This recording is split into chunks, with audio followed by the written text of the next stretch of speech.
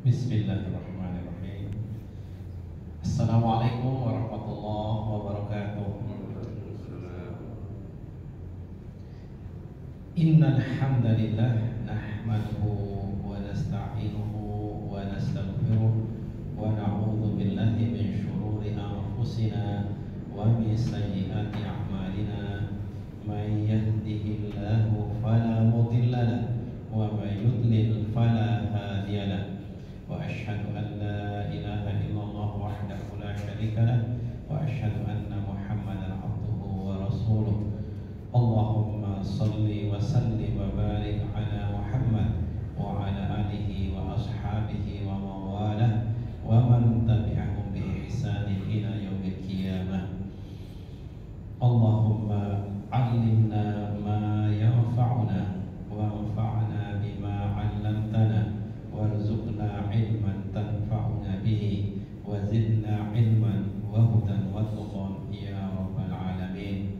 Allahumma rabbana ighfir lana wa liwalidayna wa walidayhim wa limasyayikhina wa lil muslimina wal muslimat innaka antal ghafurur rahim. Allahumma rzuqna al-ikhlas fil qawli wal amal. Allahumma rzuqna al-ikhlas fil qawli wal amal. Allahumma rzuqna al-ikhlas fil qawli wal amal.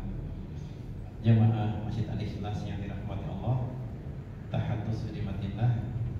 Allah masih berikan kita keafiatan, Allah berikan kita kesehatan, kesempatan. Di antara nikmat-nikmat yang tidak bisa kita hitung sehingga kita bisa duduk di majelis ilmu, insyaallah. Tidak lain yang kita baca ini adalah ayat-ayat Al-Quran dan hadis-hadis Rasulullah Sallallahu Alaihi Wasallam.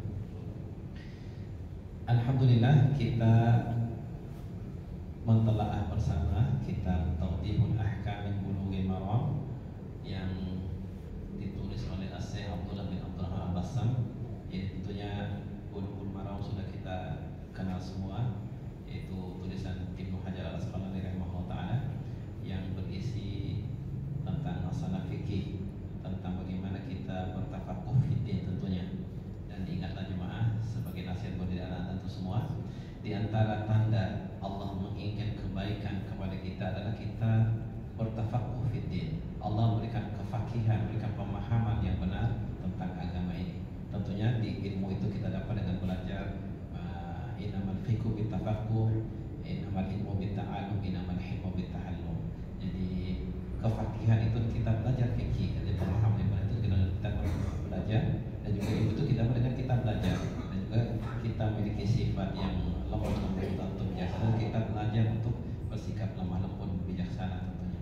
Nah, kita sampai pada bab, setelah selesai bab mubtilat al-wudu, jadi hal membatalkan wudu, kita masuk pada bab berikutnya, yaitu bab qala al-muallif rahimahullah taala, bab adabu qada'il hajah, bab qada' hajat. Jadi orang Arab itu untuk hal-hal yang yastahdir itu tidak ditasrih, tidak secara eksplisit ditulis itu disebut.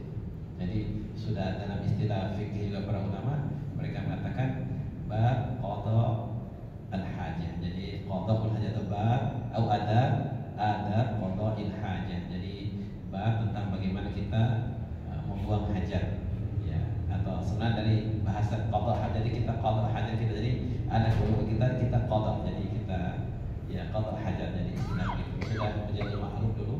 Nah, ingat itu masih kecil kok orang tua kita bilang mau qada' hajat dulu, tidak dibilang mau buang air besar atau buang air kecil seperti yang kita sekarang, dikatakan mau qada' hajat, jadi maksudnya mau ya ke kamar mandi atau kamar kecil dan seterusnya. Nah, di sini langsung beliau katakan, jadi muqaddimahnya sebagai pembukaan untuk kita paham bersama. Jadi adabtuhu adab, jadi adab itu jadi allamtuhu riyadhatan nafsi wa mahasinal akhlaq. Jadi adabtuhu jadi diadab, jadi diajarkan adab, artinya aku mengajarkan dia bagaimana memperbaiki jiwa kita dan juga kita agar bisa berakhlak yang mulia. Jadi itu dari kata adab itu. Jadi sebagaimana adab juga itu, jadi kata adab ini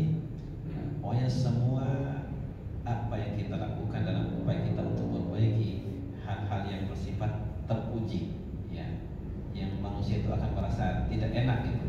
Kalau had itu dalam artian akan terpuji kalau orang itu belajar adab-adab yang mulia. Nah, ya jamak dari jamaknya adab itu artinya jamaknya adalah adab. Jadi seperti itu. Seperti kata sababun jamaknya asbabun. Oke. Nah, kita lanjut saja. Jadi arti qada'ul hajah itu, nah ini sudah ada itu ini yukna biha amma yaqbihu tasrihu bidzikrihi. Jadi ini sebagai kinayah, sebagai ucapan ya kinayah itu apa? Sebagai bahasa halus itu atau kinayah apa ya bahasa sindiran itu atau bahasa yang halus. Jadi ya bahasa kinayah jadi yukna biha. Jadi qada'ul hajah diistilahkan dengan istilah ini untuk kita yang kita merasa tidak enak untuk kita sebut secara jelas, yaitu maksudnya ya istri kita tanyai dari arah depan dari belakang itu, jadi kemudian itu yang kemudian tidak sih kita sebut, jadi diistilahkan dengan qada'ul hajah. Nah, di sini dikatakan adab-adab qada' hajat ini jemaah sekalian ya mencakup ya perkataan dan juga perbuatan. Jadi ada adabnya semua. Nah, maka disyariatkan bagi seorang muslim untuk mengikuti adab-adab ini. Jadi diantaranya kita menjauh dari manusia, kemudian juga kita menutup diri dari pandangan manusia, atau kita memilih tempat yang di situ aman, tidak nanti terpercik dari percikan buang air kecil kita. Nah, dan juga disebutkan di sini bahwasanya dan juga zikir. Jadi ada bagaimana zikir kita masuk di kamar mandi, di Jadi wadzikru inda dukhulil khala. Jadi al-khala. Khala di sini secara bahasa artinya tempat yang sepi. Jadi tempat yang sepi. Ya. Tempat yang sepi.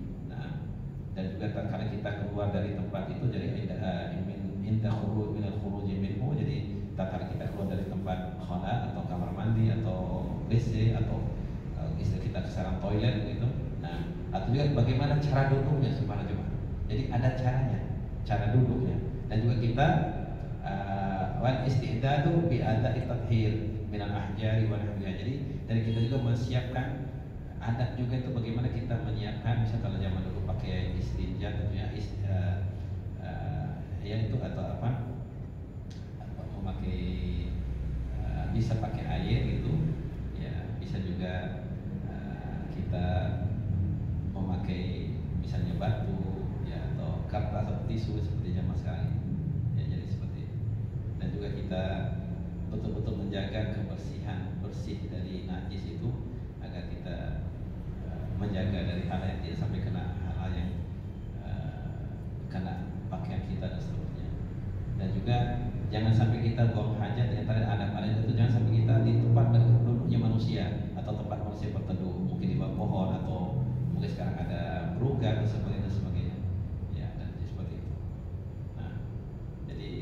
Kita jauhi juga, kita membersihkan itu dari nadah yang najis seperti tulang, tidak boleh, tidak kita boleh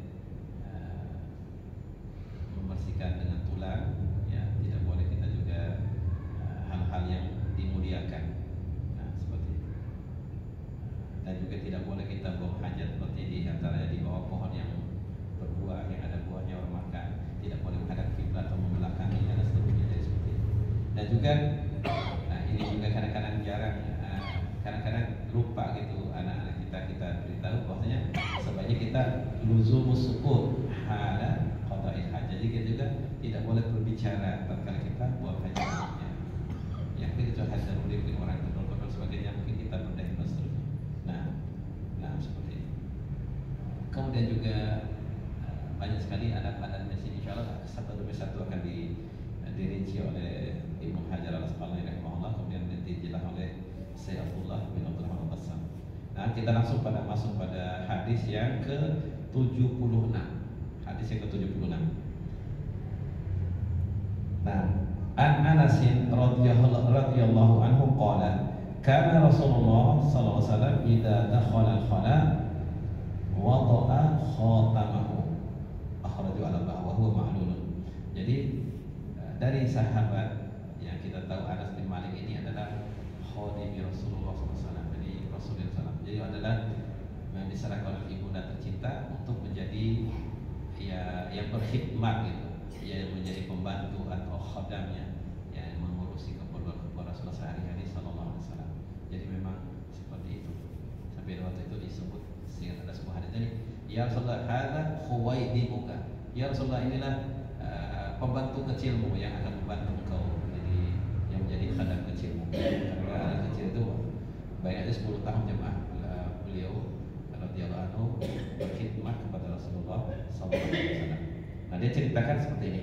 Adalah Rasulullah sallallahu alaihi wasallam apabila beliau masuk khala, ya atau mungkin kita istilahkan dengan toilet atau WC mungkin istilah kita sekarang, wada'a khatamahu. Jadi beliau meletakkan cincinnya itu di luar khala atau di luar toilet atau di luar kamar kecil ya, seperti itu.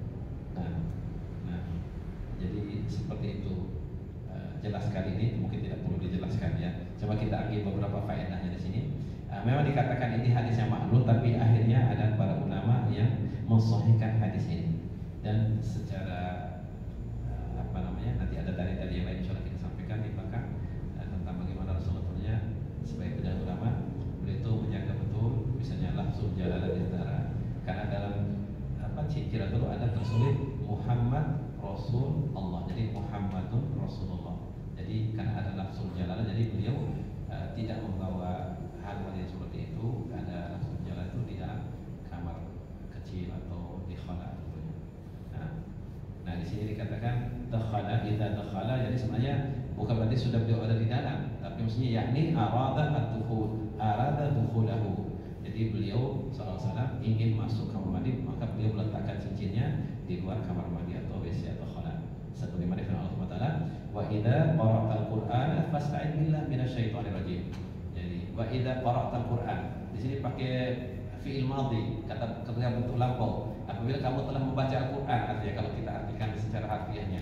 Jadi maksudnya adalah maknanya jika kamu ingin membaca Al-Quran, fasta'id billah minasyaitonir rajim. Jadi beritahu dalam Al-Quran jemaah. Jadi sebelum kita membaca Al-Quran itu kita disuruh ta'awudz dulu. Jadi a'udzubillahi minasyaitonir rajim. Atau kalau lengkap a'udzubillahi samii'il 'aliim minasyaitonir rajim min hamzihi wa nafthihi wa nafthihi.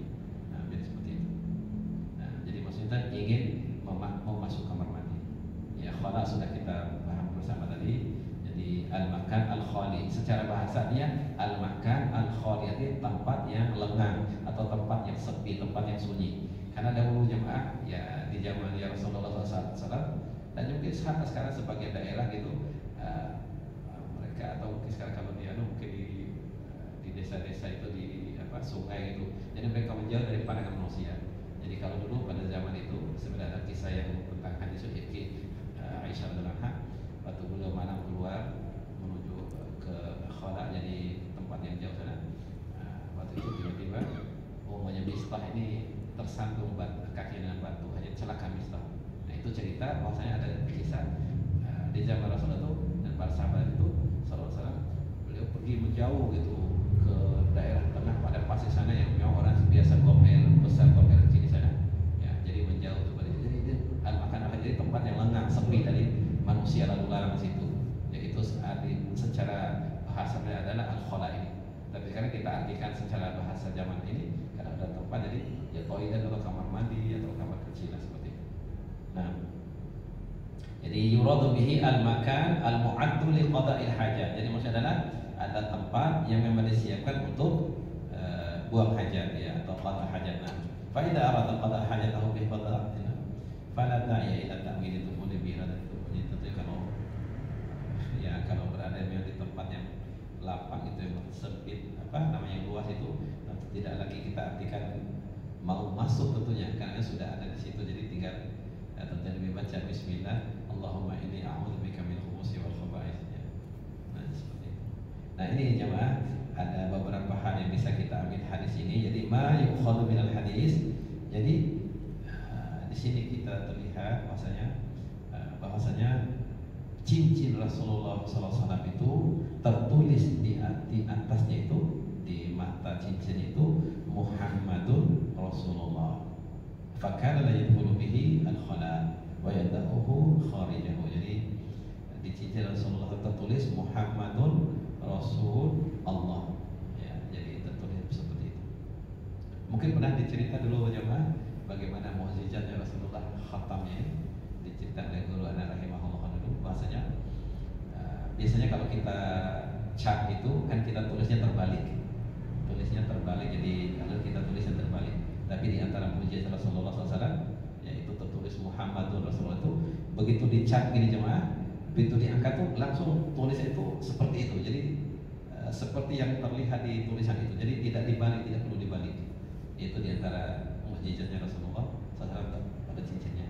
Jadi pada saat mau mencap surat dikirim pada raja itu seperti itu dicap itu di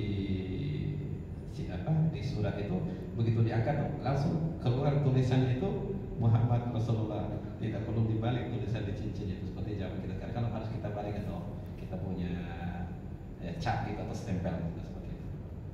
Ya itu.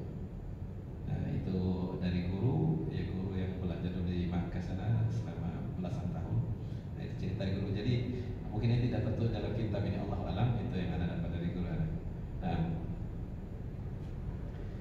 karahiyah kemudian juga ya ini dibenci. Jadi hukumnya ini adalah karah makruh jadinya. Jadi makruh kita masuk dengan hal-hal yang tadi. Jadi karahiyah itu dukhulul insan al-khala atau makan alladhi sayaqdi fihi hajatahu wa ma'ahu syai'un maktubun fihi dzikrullah ta'ala atau asma'ihi atau sifatihi. Jadi dimakruhkan hukumnya kita kalau mau masuk kamar itu dengan sesuatu yang ada tertulis di situ nama Allah atau disebut nama Allah atau juga nama-nama asma'ihi al-husna dan sifatnya. Nah, tetapi juga jemaah dijelaskan di sini bahasanya tentunya ada pengecualiannya oleh para fuqaha. Ya mereka katakan ya kalau mungkin takut nanti akan dicuri mungkin cincinnya atau apa nanti boleh dibawa ke dalam.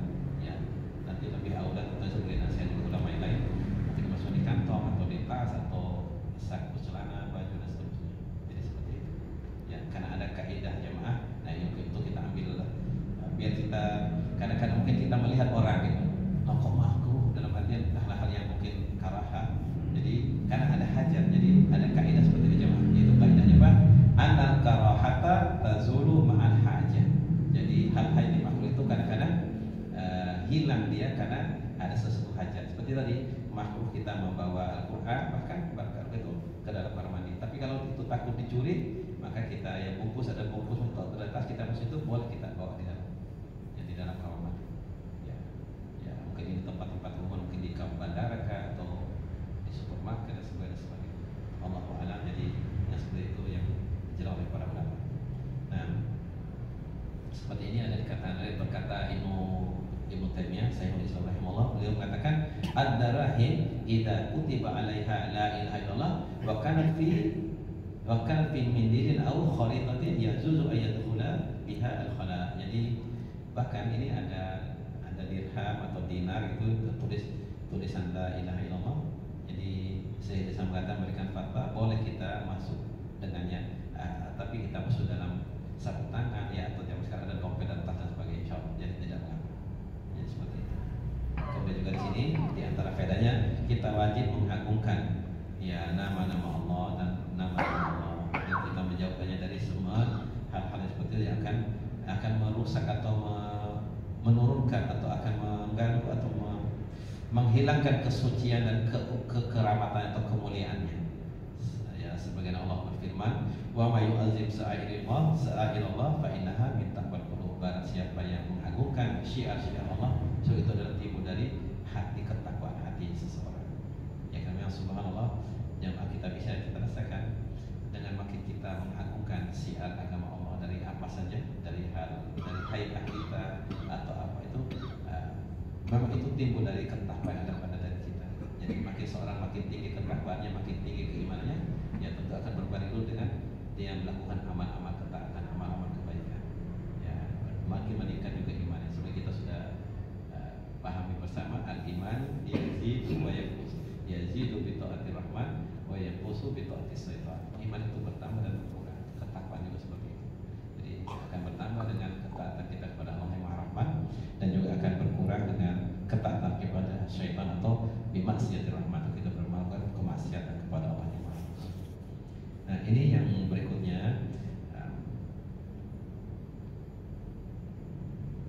hukumnya. Jadi di sini al-iqtisar hukmi alal karahah. Jadi hukumnya jemaah adalah hukumnya makruh. Ya, bukan juga haram. Jadi maka tadi ada para ulama memberikan fatwa, jadi boleh asal kita tutup, masuk dalam saku atau dompet dan sebagainya. Kalau ada uang atau apa saja, nah seperti itu. Nah jadi hukumnya adalah karahah. Jadi ketika anna mujarrad tarkul fi'li la yadullu ala tahrim, karena kita hanya dengan meninggalkan ini karena ini perbuatan Rasulullah SAW tadi, itu maka tidak menunjukkan itu adalah hukumnya haram. Nah kemudian juga berikutnya bisa ambil faedah jemaah, yaitu bolehnya kita ya bagi laki-laki membuat cincin, ya, dan ini juga sunnah jemaah. Ya coba antum pahami, minas sunnah, jadi hukumnya ke sunnah, tidak wajib, berarti sunnah tapi bukan ditegakkan, jadi boleh, jadi ada kebolehannya. Kalau ulama istilah dengan ibahatu ittikhadil khatim lirijal, jadi lirajul, jadi bolehnya seseorang itu memakai cincin bagi laki-laki. Ya, tentu kita tidak kita ketahui ada hadis juga, ada larangan jemaah, yaitu larangan pakai cincin tentunya dari emas, ya, dan juga dari besi, ya, dari besi, ya, ada larangannya. Jadi ada hadisnya tersendiri tentang larangan. Nanti insyaallah mungkin ada jelaskan siapa-siapanya. Jadi ada larangan laki-laki memakai cincin emas dan juga dari besi. Ya, ya ada mungkin khilafnya para ulama tentang ini. Al-muhim ihwa jamaah, yang paling aman itu kita memakai cincin dari perak. Jadi tidak untuk keluar dari khilaf para ulama, mimba al-ikhtiyar, untuk kehati-hatian.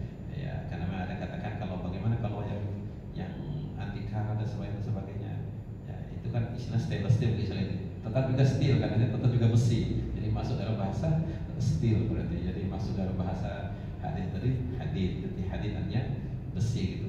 Besi secara umum atau logam, Allahu a'lam. Yang jelas paling aman ya, anak rasa pribadi lebih cenderung sebagai Rasulullah SAW dan para sahabat memakai kalau mereka buat cincin dari perak. Ya.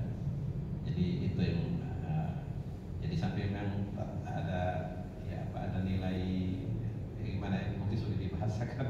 Ya memang seperti itulah, kita bolehkan ikuti sunnah gitu semampu kita tentunya.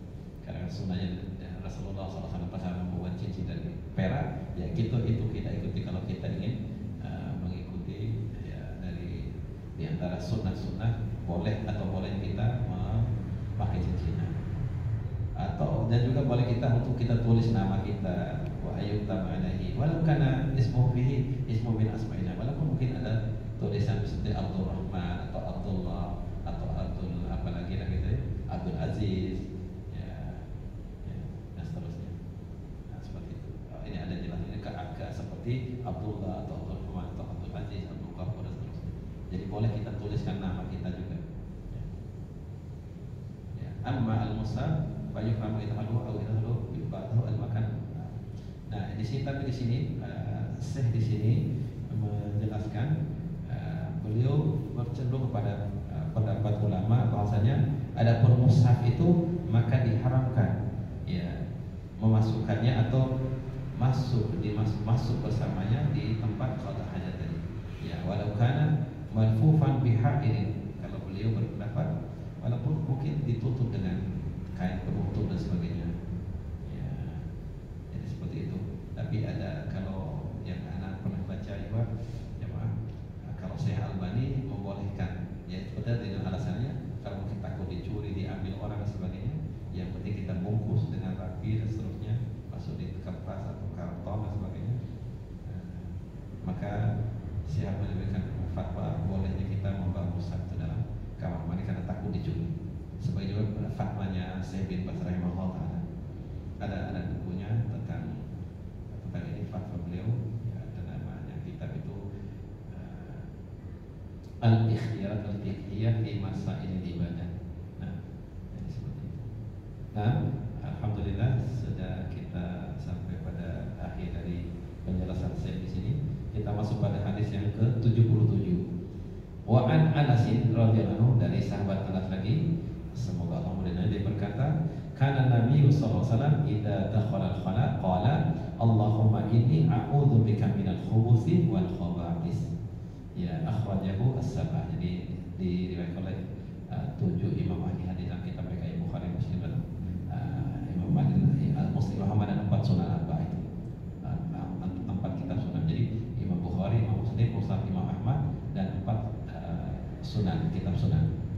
Jadi kesaksian dari sahabat Anas bin Malik sendiri bahwasanya beliau katakan apabila Nabi SAW masuk kamar mandi atau al-khala itu beliau baca doa ini jemaah. Bismillah Allahumma inni a'udzubika minal khubuthi wal khaba'is. Nah, ada sedikit faedah yang insyaallah kita semua sudah amalkan insyaallah jemaah. Ini mimbar mudzakarah. Jadi kita sebelum itu kita baca bismillah. Jadi bismillah Allahumma inni a'udzubika minal khubuthi wal khaba'is. Karena dalam hadis Imam Abu Daud itu kan bahasanya as-sitru baina aurati bani Adam wal jin idza dakhala atuhum al-khala ay yaqula bismillah. Jadi ada suatu penutup tabir atau tirai yang menghalangi antara pandangan jin itu dengan aurat bani Adam itu, yaitu mereka mengucapkan bismillah tatkala mereka mau masuk kamar mandi al-khala. Ya, jadi ya toilet kan itu kita istilahkan sekarang. Jadi kamar mandi kita baca itu cuma. Ya, jadi baca bismillah Allahumma inni a'udzubika minal khubuthi wal khaba'is. Jadi ya, dan kita membaca ini biidznillah taala tentunya kita akan ya terhindari dari pandangan jahat jin. Ya, karena kita tahu itu khala itulah rumah atau sarangnya jin.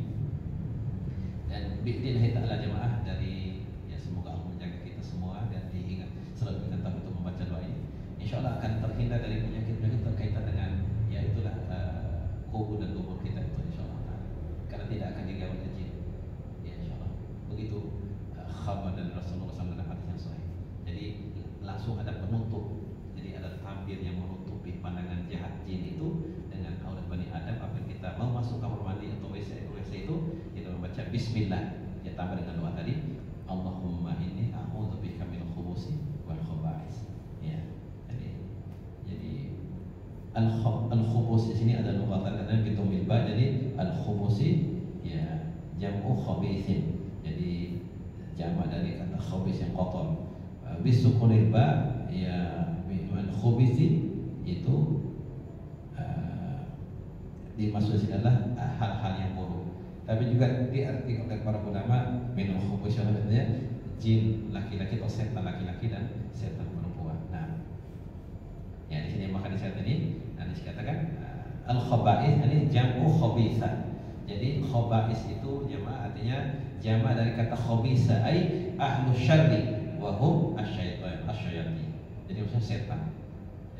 Jadi diartikan juga oleh para ulama jadi setan laki-laki atau setan laki-laki dan setan perempuan. Nah, kita sebentar lagi, masya Allah lumayan banyak ini penjelasan yang ini. Ya, nah kita ambil beberapa. Nah, ma yukhadhu min al-hadis. Apa yang bisa kita ambil dari hadis ini? Qauluhu idza dakhala khala, jadi al-mudhi al-mudhi seperti tadi sudah jelas. Nah, kemudian hadhihi al-isti'adzah liyuhsina biha muslim nafsahu min muhawalati syaitan idahu wa tanjisuhu. Nah, ini jemaah. Jadi dengan kita membaca tadi jemaah bismillah Allahumma inni a'udzubika minal khubuthi wal khaba'is, maka itu ini merupakan kita memohon perlindungan kepada Allah agar dijaga betul oleh Allah. Jadi seorang muslim itu dia litahassuni biha al-muslimu nafsahu, jadi untuk dia membentengi dirinya. Jadi langsung terbenteng nanti jemaah dengan dia membaca ini tadi dari pandangan jahat jin atau dari gangguan ini dan dijaga ini min muhawalati syaitan ida'ahu wa tanjisahu hatta la tasihu ibadahu famadama Nabi sallallahu alaihi wasallam. Jadi kadang-kadang setan tuh suka waswis. Nah, jadi ya itu tadi ada ya doa jemaah. Ada ikhwan kita dulu yang ya kena ini tas waswis syaitan ini. Jadi dia selalu merasa ya batal wudunya atau apa gitu. Jadi ya kita beri nasihat tentunya. Yaitu ada sebenarnya adalah waswis syaitan. Jadi yang harus kita terhindar insyaallah darinya dan kita membaca doa-doa seperti tadi. Merasa terlalu ragu apakah ini kotor sampai dicuci dan suruh diulang-ulang dan seterusnya. Nah, sama-sama. Nah, jadi ini juga penjelasannya jemaah bahwasanya maka tempat-tempat yang najis itu dan kotoran itu, ya mungkin sekarang seperti tempat sampah itu, ini hakikatnya dia adalah tempat tinggalnya setan. Ya, mereka akan bermalam di situ, ta'wilaiha wa tuqimu fiha. Mereka ada di tempat-tempat yang kotor seperti itu setan. Ya, ada kisah nyata, ada kisah dibawa oleh Syekh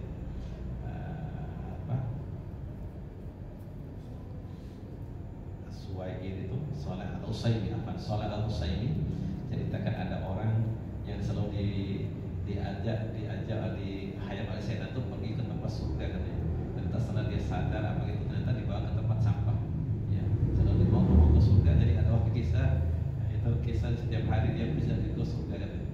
Ya, ternyata dibawa oleh jin itu justru ke tempat sampah. Setelah dia sadar itu ternyata dibawa ke tempat sampah.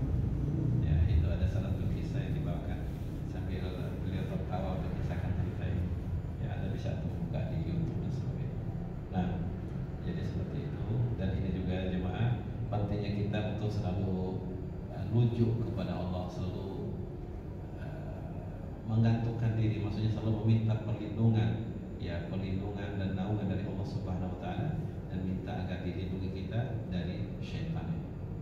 Ya, jadi seperti itu jemaah. Kan seperti kita keluar juga atau masuk juga ini masuk masjid juga ada doanya, ya, atau juga kalau keluar itu bismillah wassalatu wassalamu ala Allah wa as'aluka min fadlik Allahumma qsimni minasyaitonir rajim. Jadi selalu kita itisaf, kita berlindung dijaga oleh Allah Subhanahu wa taala. Jadi seperti itu jemaah. Jadi selalu kita ini di dalam setiap langkah kita, setiap apa kita berupaya semaksimal mungkin, ya memohon taufik kepada Allah untuk mampu kita amalkan, kita berdoa itu. Seperti doa kita keluar rumah, bismillah tawakkaltu 'ala Allah, la haula wala quwwata illa billah. Allahumma inni a'udzubika an adilla aw udalla aw tazilla aw tuzalla aw adlima aw udlama aw adlima. Jadi kalau kita baca itu setan tidak akan bisa bergerak. Padahal hal syaitan. Kaifa bikum berjadikan mudia wa uqiya wa kufriya. Bagaimana kalau bisa mengganggu atau menggelincirkan manusia, seseorang yang sudah telah beri petunjuk, telah dijaga dan telah dicukupi segala keperluan. Jadi seperti itu ya. Jadi kita keluar dari rumah juga seperti itu. Bismillah wassalatu wassalamu ala Allahumma inni as'aluka min fadlik Allahumma qsimni minasyaitonir rajim. Kita baca doa seperti itu. Barakallahu fikum. Mungkin ini yang bisa disampaikan. Insyaallah mungkin kita nanti akan lanjutkan pada yang bagian yang kelimanya insyaallah pada pekan depan. Baik, naktafi bihada wa nakhtatim darsana bitu'a kafaratul majlis.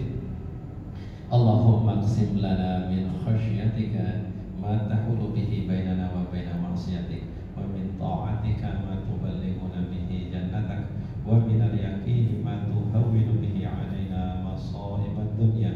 Allahumma matti'na bi asma'ina wa absarina wa quwwatina ma ahyaitana waj'alhu al-waritha minna waj'al tha'rana 'ala man zalamana wansurna 'ala man a'dana wa la taj'al musibatana fi dinina wa la taj'al ad-dunya akbar hammina wa la mablagha ilmina wa la tusallit 'alaina man la yarhamuna.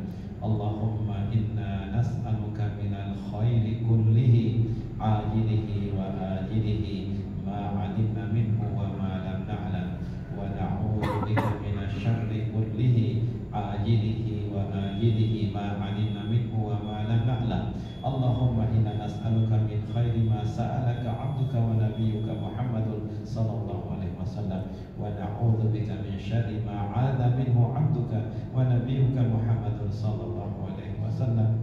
Allahumma inna nas'aluka al-jannah wa ma qarraba ilaiha min